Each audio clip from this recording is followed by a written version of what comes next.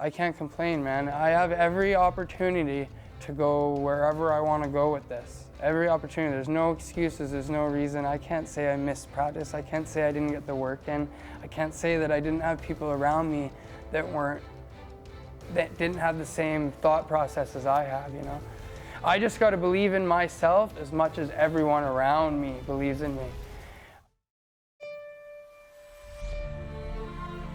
Fighter, noun.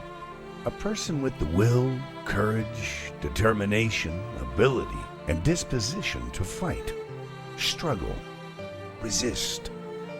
Seems simple enough, but the people behind the noun are rarely that transparent.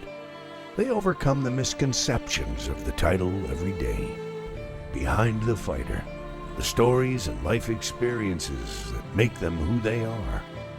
Behind the fighter, a person who redefines themselves every day using the qualities and traits that make them successful martial artists. A fighter tackles life's everyday challenges with the same will and determination that allows them to step in the cage with an opponent bent on stopping them.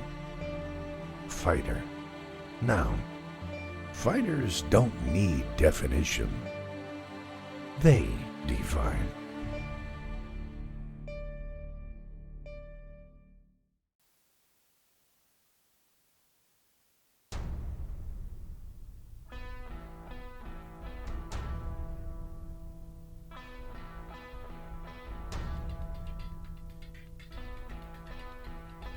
You gotta chug a lot of water. So I run 1 or 2 of these a day, usually, depending with my shakes or all that. But it's very important in the morning to get it down first thing. Make you feel a little sick even, or bloated, sculling water all day, but it's very important because I'm gonna be losing a lot of weight throughout the day. I mean, I'm just in a position now where I got sponsors and stuff for a lot of this stuff because it does get expensive. This is a great multivitamin that I take with my breakfast, my water. Glutamine, multivitamins, dandelion root, bone builder, vitamin B2.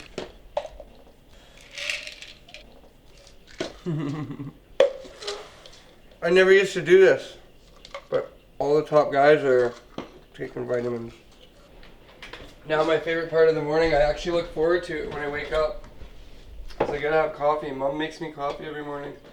I'd say it's my last real true crutch. I will have some of these before practice, and I will even catch one on the way down to the venue before I beat the guy up. I don't know why I like coffee. Okay, I'm just gonna make a little quick food here. Nothing big. Hey Michaela, do you think you could do me the flats, that one we do? The pineapple and pineapple shake? Sure. Thank you. Or the pineapple. Jesse's my boyfriend. There is no typical days with Jess. They're all different. His schedule is in the gym 24/7 though, and that's awesome. It was the first time I ever met Jess.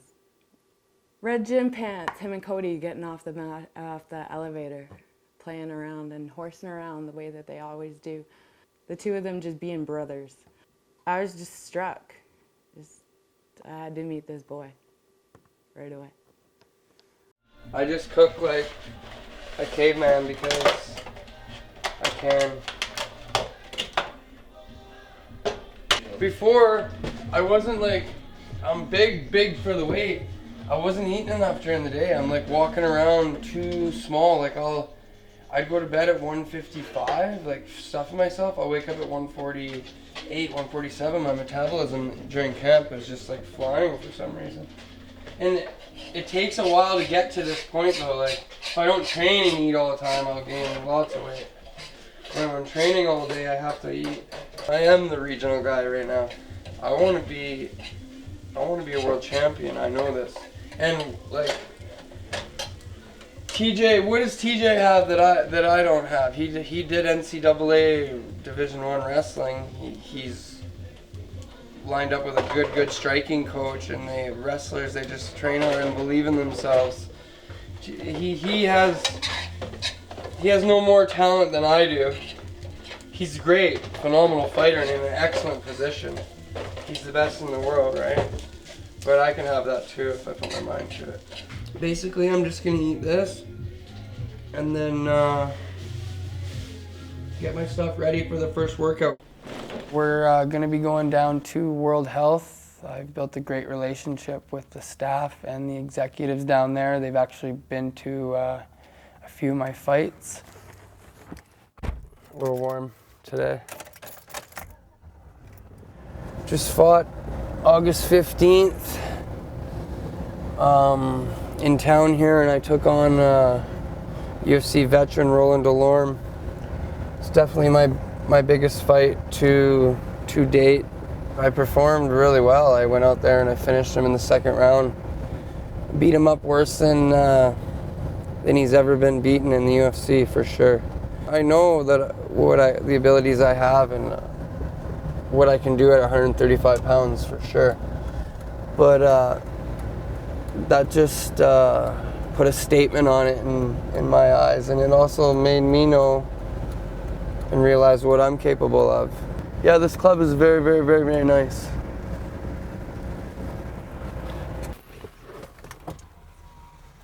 But we're here and we're gonna do work. We have to do work.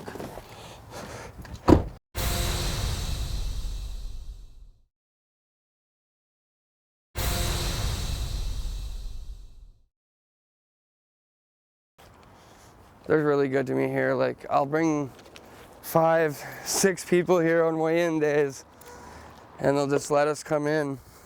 Yeah, but they're all cool with me here.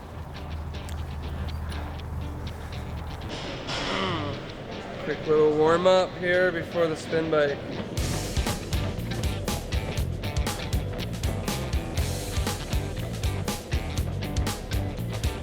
I'm a big-time runner, right? And I had a little issue with something on my body, so I couldn't run for like a year. So I started doing these spin classes, and I just borrow a 30-minute, 45-minute routine from the lady that I learned, and this has ended up taking my cardio to the next level too. The other things are fun, right? Like, it's fun hitting pads, it's fun rolling around jiu-jitsu, it's fun sparring. Putting the road work in, it's boring. You know, who wants to run for 45 minutes? So this enables me to get down to 135 pounds, for sure. I come in here twice, 3 times a day. I'm not cutting weight by any means. I got a beautiful sweat going, and I go and rehydrate after. But if I didn't come in here day to day, the chances of my body shutting down when I got to 140 would be very, very, very good. The last 5 pounds, I have to earn them. I have to work really hard, and I have to eat healthy. But look at this, I got a nice beautiful sweat. I'll lose about anywhere from 7 to 10 pounds an hour. So yeah, I'm looking at 8 liters of water a day between my shakes, you know. Right, this is a championship sweat right now. And then we roll into Suk Campasap. You know, he had a lot of hype behind him coming in. And then I think about 20 seconds, 25 seconds into our bout, he catches me with the hardest punch I've ever been hit with in a fight. That overhand that I didn't see, he pretty much just closed his eyes, bit down on his mouth guard as hard as he could and threw it. He didn't mean to land it. And so then now all of a sudden I got this good brown belt on my back for 3.5, almost 4 minutes. Like, it was a long, long time. And at the time, I wasn't doing the defense right. A lot of it was still heart and will, and he had me bellied out. It was a really entertaining bout. I ended up getting back control and kicking him off of me with 30 seconds left, and a huge flurry of strikes, flying knees, I don't even remember, kicks, punches. He was done at the end of the first round. The problem is the bell saved him. And then we went into the second round, and I just looked over and I saw him. He was tired. He was breathing heavy, and our elevation here, it's tough. And I was just getting warmed up. It takes me 2, 3, 4 rounds sometimes in training to get the best Jesse Arnett, for sure, 100%. So then I was able to get him to the mat and just pummel him and put him away it was pretty nasty. he had a lot of cuts on his head, and I ended up trapping him inside mount and putting him out with hammer fists. And the main boss just showed up right now. Well, Dustin, my brother, and Cody. D, what up? How's it going? Finishing up work. What's up, bro? We had it tough. It wasn't easy growing up, and my brothers. I'm so super proud of Dustin. He's like a man's man. He just works his butt off. Cody too. He's always they're working full time, you know. And I'm so lucky I get to do this. This is work too, but it's a little different. I really love this. It's very hard to really love mowing lawns or really love stocking shelves, right? But they manage to keep a good attitude through it and push on, and they're great. Yeah, week off work, so I figured I'd help the crew. Oh. I improved tenfold from Souk, which was January 30th, to Vince, which was March 20th, I think. I improved vastly because Vince Murdoch was a good striker, very elusive, very hard to get a hold of. Plus, he wrestles with these alpha male guys every day. He sees the looks from Chad Mendez, Lance Palmer, TJ Dillashaw, all these guys. So what I was going to bring to the table, he sees every day in the room. So this fight ended up being a stand-up battle, which was best for me at the time because it helped me grow as a fighter. I used my jab really significantly in that fight, probably for the first time in all of my bouts, that I really ran in there and I established my jab and I used my range. And then I ended up breaking my arm even 3 minutes into the first round. Snapped it. I felt it as well. I ended up fighting him for 5.5 more minutes with my arm completely broken while using it to the body. He was very tough, got him down finally at the end, broke him, sunk in the rear naked choke with the other arm. I had only finished it with the other arm maybe that week at practice. It was very weird situation, but I just landed in it, and what happened in practice happened exactly the way it went down in the fight. Well, here we are at Built 360. About to get some pads and some footwork in, some drills. Who knows what Jake's got going today? Definitely some challenging stuff for the brain.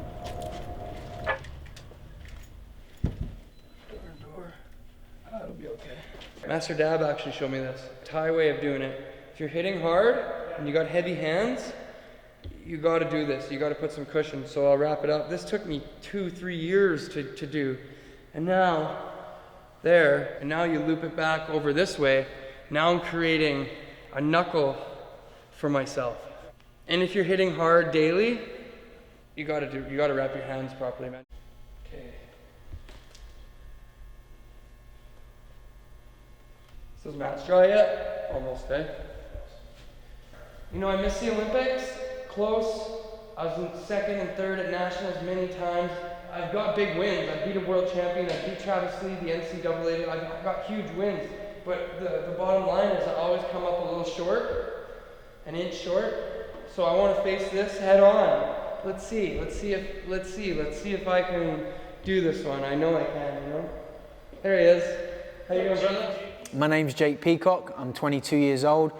I fought in Japan, Tokyo for the world title, North American champion in Kyokushin Karate 2 times, fought around the world, and I'm now Jesse's striking coach for his MMA career.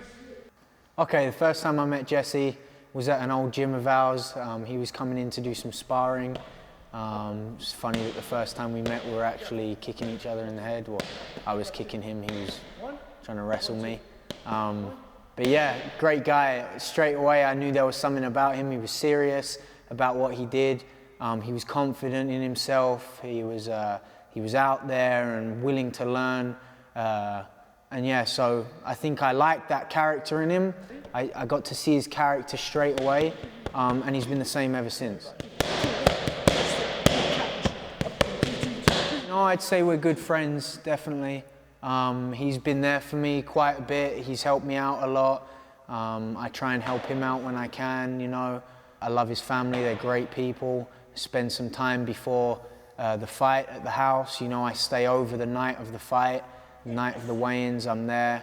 So I've spent quite a bit of time around his family, and we've done a few things, gone out for lunch and stuff. We just hang out, we just chill sometimes. Come here, 3, 2.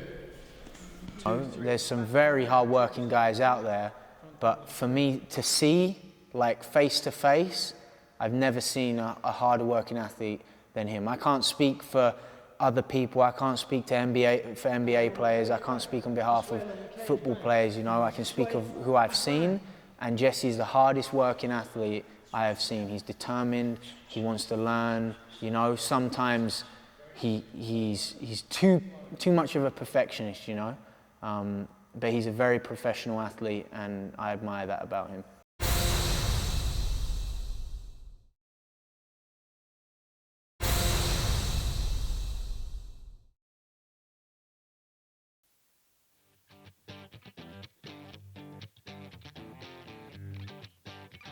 Down to Beaumont Boxing, and that's where I get my hard rounds in, and spar Lucas, Mike Short, Doug Harder are the coaches here, and it's no easy practices.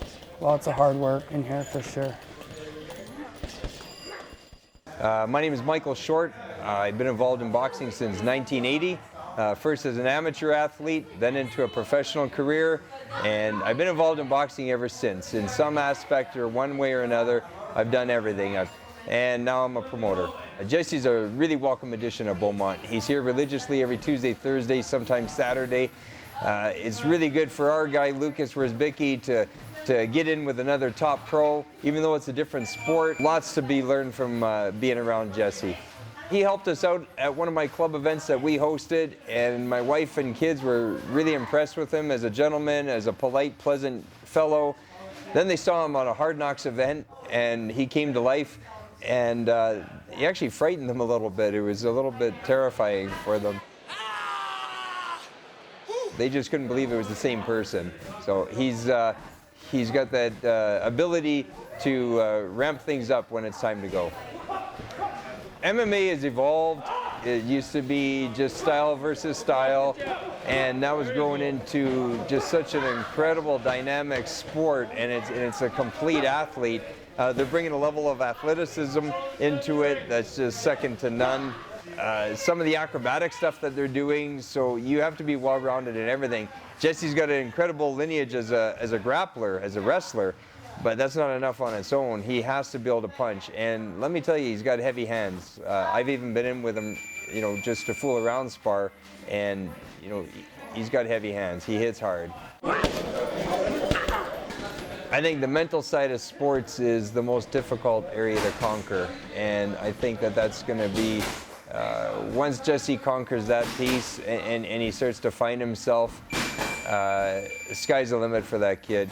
You know, the way he walks into an arena, whether there's 200 people present or there could be 15,000 present, he livens up the whole place, and he just goes into a space that's unbelievable. I'm from Poland. I came to Canada like 2.5 years ago. I've been doing boxing for like 10 or 11 years.